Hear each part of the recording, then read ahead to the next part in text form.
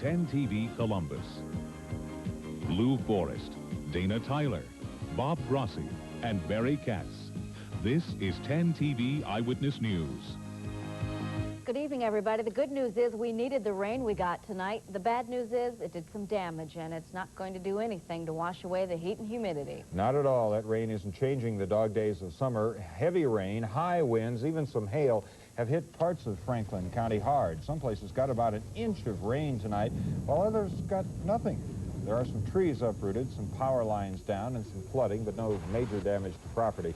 And the severe thunderstorm warning we were under earlier tonight is canceled. Now, power crews are still working to get the lights back on in places around Columbus. Power in parts of Dublin and Worthington and some homes in the southeast part of Franklin County are still in the dark at this hour. But we are told the electricity should be back in time for those people to power up the air conditioning, if they have it, in the morning.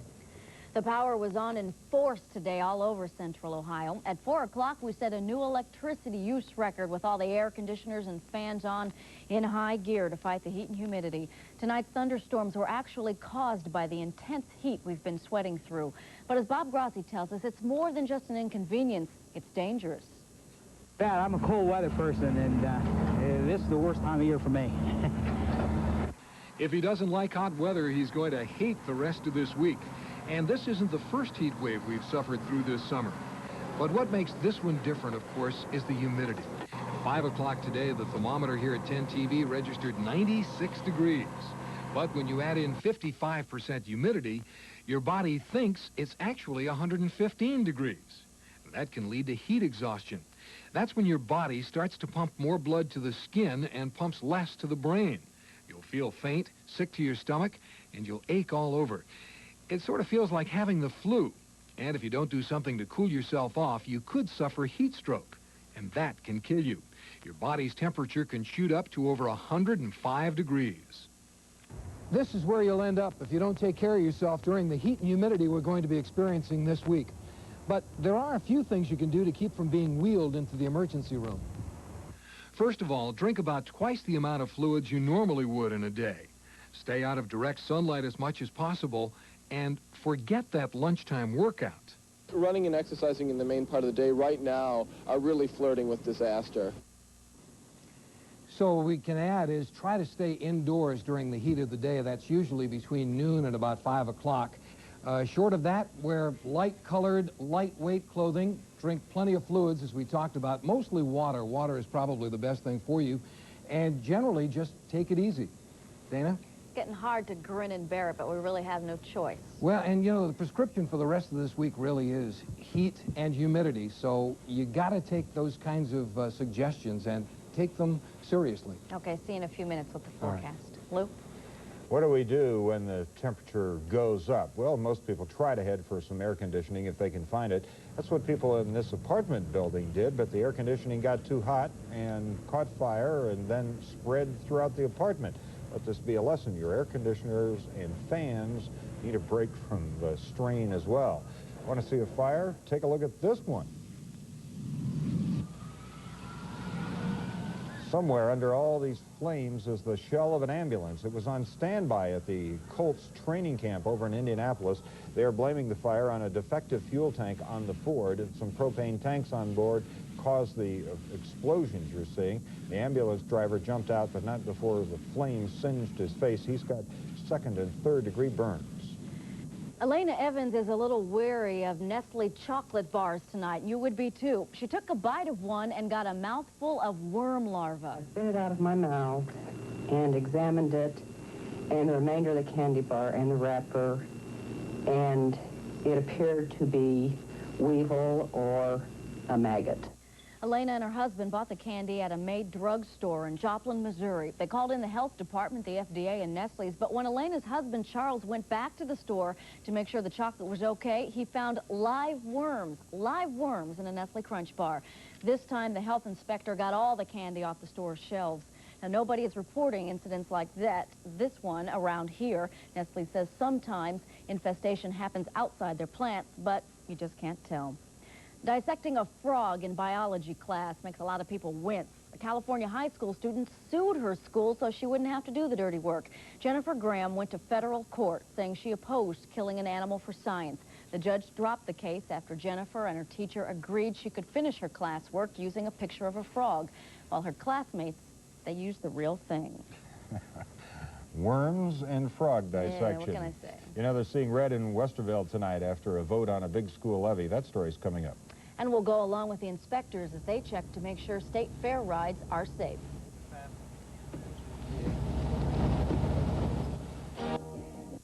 Night for local schools. Few of you went to the polls today, and most of you said no to school levies. The levy failed tonight in Westerville for the second time this year. Only about a third of the voters went to the polls, turning it down by nearly 2,000 votes. The board says 3 new schools, Wilder and McVeigh Elementary and Heritage Middle School, will not open next year. There won't be school buses for high school students either, and no extracurricular activities or sports at Westerville's middle schools. School levies failed tonight for Fairfield Union local schools, Pickerington, Newark, Johnstown, Monroe, and Licking Valley local schools. Also, the Liberty Township Basil Joint Fire Bond issue was defeated tonight. President Reagan is seeing the political writing on the wall tonight, and he is not going to sign this bill that would force employers to give 60 days notice to workers before shutting down. That doesn't mean it's dead. Reagan says he'll just let it become law without his signature. The rides at the Ohio State Fair look dangerous, and that's why there's always so much screaming. But it is the state's job to make sure that those rides don't turn into death traps. And that's why state inspectors are out today making sure all these rides work safely before thousands of people climb on this Thursday. The other worry this year is that the company that owns the rides, Great Southern, might have the same breakdown problems they had at the Franklin County Fair last month. But one of the ride workers tells us, no problem. They'll be ready. We'll let you know. You won't be able to ride one exhibit over at the State Fair, but it is one you won't want to miss. It's the Bernard Fleck Model Circus. Mr. Fleck donated the miniature circus to the people at the fair so it could go on display next to the model train exhibit. There are thousands of pieces in this exhibit, all handcrafted and put together by Bernard Fleck of Tippin. There is even a bearded lady. Did you see the bearded lady? No, I did not, but it looks like it's going to be very interesting. You know, Bob is in the back running off Xeroxes of his forecast. Coming up, we're going to see how much of a weather rut we're in. And later, some cartoons that are too much for Saturday morning. China is suffering in a drought too, but they're getting so much rain, floods are killing people and destroying farmland. At least 225 are known dead tonight. More than 400 people are missing in the high water. The storm dumped 19 inches of rain in just one day. Rescuers can't find people. Bridges are gone, rooftops floated with water caved in, and 2 million acres of rice that had been parched are now underwater and destroyed.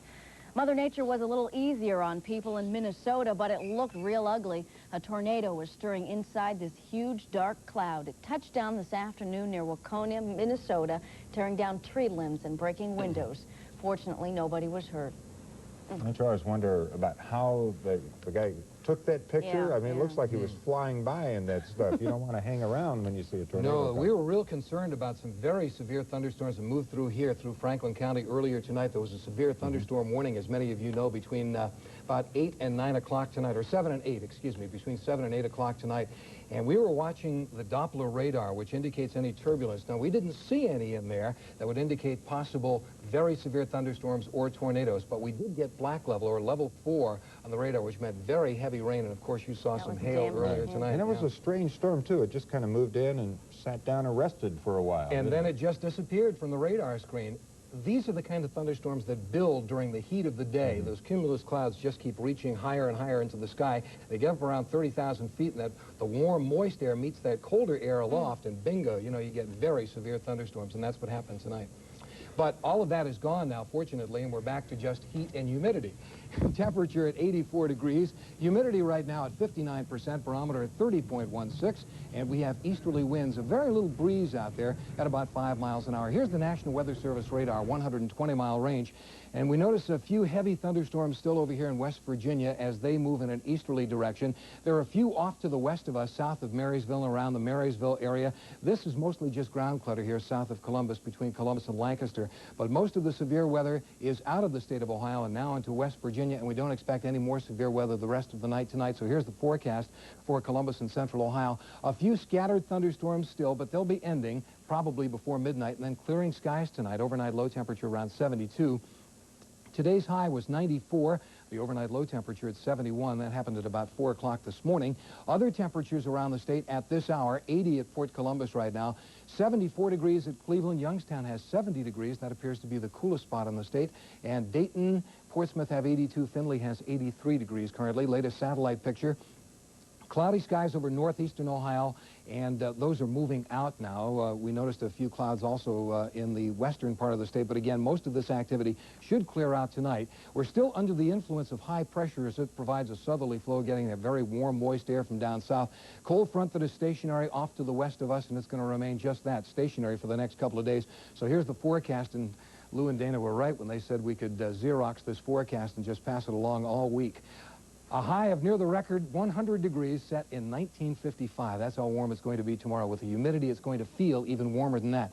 By Thursday, not much movement to the cold front. So, again, the forecast for Thursday, hazy, hot, and humid. Possible afternoon thunderstorms once again. Low about 75. The high once again near 100 degrees. Here's the outlook for the weekend. Friday, Saturday, and Sunday. And it's more of the same. We're not calling for any thunderstorms on Saturday. And as a matter of fact, it even gets a little bit cooler, believe it or not. Temperature about 88 on Saturday and on Sunday. Tomorrow morning, our forecast, in case you missed it, is going to be sunny skies with very warm temperatures, about 75 at 7 a.m. Yeah, but even though we're dropping a couple of degrees, will it go down in humidity as well? Probably not. Probably not. Okay. Thanks. A local dog goes for the Frisbee Gold. We're going to see his stuff right after this. It's happening right now at Bobby Lehman Chevrolet. Fantastic deals on every 88 car and truck. You won't believe the year-end prices on Cavaliers. Or S10 pickups, Camaros, Berettas. Bobby Lehman has the Chevy you'd want. Get it now for a better choice of colors and options. Price won't be a problem. But hurry before the sale ends and the 1989 price increases. Buy from the guy who sells more Chevys. He takes better care of them, too. Why go anyplace else? Back to school time. Now, who's known for the lowest prices every day? Do your homework. Then put Hills to the test. Nobody beats Hills. We're so sure we'll even match any lower advertised price if you can find one. Back to school savings and the whole store to prove it. Are the tears on a picture of the Virgin Mary the real thing? Believers and skeptics alike are flocking to Lorain, Ohio to decide for themselves. A boy first noticed the crying icon last week at church camp. Brad Ritter is in Lorain tonight, and he says the crowds continue to grow as the tears continue to fall. It's breathtaking. It's almost too much to explain in words. It was just a picture of the Virgin Mary and the baby Jesus. A $15 gift Sam Boomis bought for his mother at a Pennsylvania church camp.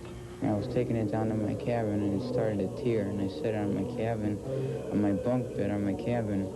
It soaked part of the sheets from its tears coming from its eyes. Tonight there were no tears from the icon, but look closely and you can see what appear to be tear stains under the Virgin Mary's eyes. Sam and others say the weeping comes and goes. The first 2 weeks of August are already important to members of the Greek Orthodox faith. Every night they hold special services up until the 15th. That's the day they believe the Virgin Mary died. I think she's trying to tell us something. I don't know what, but I think she's trying to tell us something. And while St. Nicholas is a Greek Orthodox church, there were many Catholics and members of other faiths anxious to view the spectacle. I do believe that there are miracles in today's world. What sort of feeling or emotion, if any, came over you when you looked at it? A real good feeling. Something of serenity, and I felt calm and good. Even though the Virgin's eyes gave up no tears tonight, I sense no disappointment, no skepticism. These folks may not have found what they came here for, but many said they left with something more important, a reaffirmation of their faith from a $15 miracle. Brad Ritter, Eyewitness News, Lorain, Ohio. If you've got a dog, chances are the tricks it knows are the tricks you taught it. Well, there's a dog from Clintonville that's got a bag full of tricks that keeps him on the Frisbee circuit. Zach the dog and Mark Wood, he's the guy who provides the Frisbees, have an act called Zach's Pack. And this coming weekend, they're going to be in Washington. Then they'll be going on to Philadelphia and L.A. and Pittsburgh, all for NFL halftime shows. In October, get this, Zach goes for the Big Bone, the World Championships at Disney World, trying to move up from 3rd in the world catching Frisbees to #1. Looks pretty good, huh? Yeah, I'd rather see that than the football game. You would? I would Well, watch the halftime. I would, okay? They don't sell tickets just for halftime. I happen to be a close personal friend of Zach the dog. He was here last year. Was we did he? Yes. Yeah. Did a live shot with him. Can't get one by you, can we? Right on top of things. Well, thank you for pointing that out. All right, the football freshman report to Ohio State August 14. The season opener is September 10 at home against Syracuse. And even though the season is more than a month away and the temperature was in the mid-90s with the humidity making it feel much worse, Victories on South High Street was full of football fanatics. The group was called the Young Bucks of Central Ohio. The 35 and under crowd, I like to call them the Yuppies. They're part of the Ohio State Alumni Association. They were there to hear Buckeye boss John Cooper. You know, he's been on the road quite a bit since he took over on New Year's Eve. We've been active. We've been all over the state. But, you know, that goes with the territory. You expect that when you take a new job. How many days? Oh, I'd say at least half the time, maybe more than that since I've been here. You know, my wife, the other night I was home, and she said it felt like a stranger was in the house. So, you know, this time of year, you got to get out and talk Ohio State football. The great thing about it is the way we've been accepted throughout the state by the fans and the administration, and probably more importantly by the players since we've been here.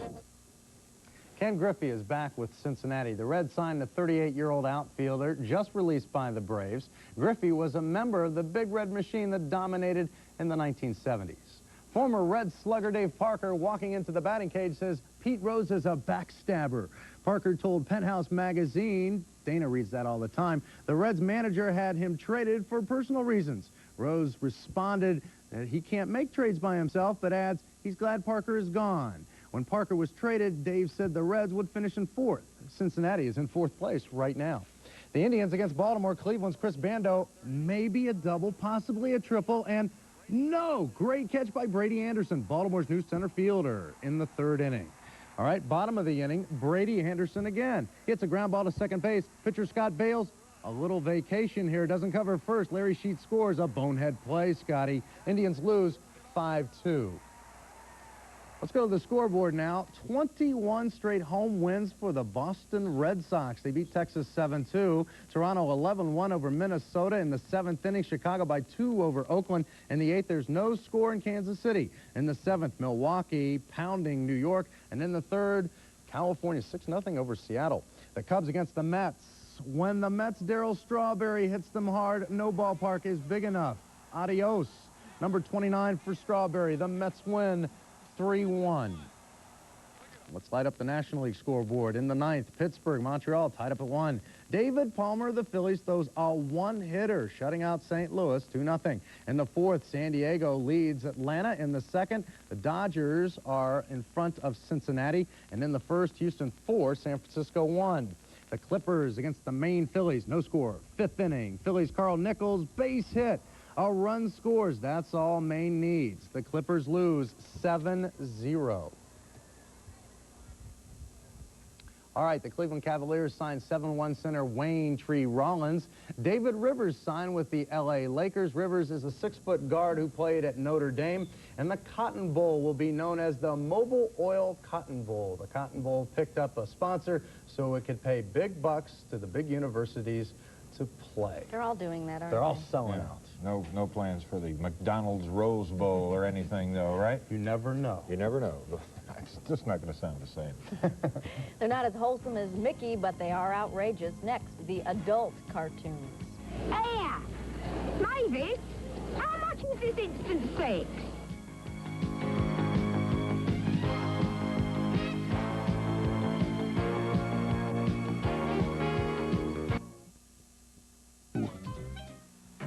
Hemorrhoids, they hurt, burn, and swell. Over the years, more doctors have recommended Anusol than Preparation H to relieve the hurting. Anusol is the word to remember for relief.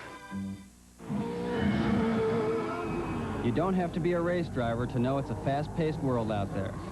That's why the comforts of home are so welcome. At the Ray Halls, that means we count on natural gas. Nothing beats it for warmth, all the hot water we need, and for great cooking. Mainly for the things that help make home so comfortable to come home to. Natural gas is a real winner. If you ever watch Saturday morning cartoons, you know they have cleaned up the violence that had worried some parents. But if parents want their own cartoon show with a little violence and sex thrown in, they won't get it on TV. They'll have to go to the movies. Producer Terry Thorin packages short animated films into critically heralded collections for theatrical release. Sometimes he finds some unusual and seemingly unusable things. I've come across an incredible number of outrageous films that I would look at and not know what to do with. Or I would see it at a film festival and watch a crowd go crazy with applause and laughter and say, now how can you use a film like that? Thorin's collection of these dangerous animated visions, Outrageous Animation, is currently appearing in theaters around the country. Many shorts in the collection are from noted animators rebelling against the ducks and bunnies mentality of the cartoon business. Here, Mavis, how much is this instant steak? There is an element of outrageousness in all animation. Bugs Bunny and Daffy Duck are outrageous characters. Donald Duck was an outrageous character, and the Roger Rabbit from Who Framed Roger Rabbit is surrounded by outrageous characters. So I think our timing is right. Outrageous Animation is playing at a limited number of theaters around the country through September. Animation fans are warned to leave their kids with the sitter. As the producer puts it, Outrageous Animation is not like Saturday morning. It's more like Saturday Night Live. Good point there, and if that interested you, I know you want tickets right away. It's coming August the 26th at the Drexel. It's called Outrageous Animation. It is kind of outrageous. Thanks for joining us. That's Eyewitness News. Good night. We'll see you tomorrow.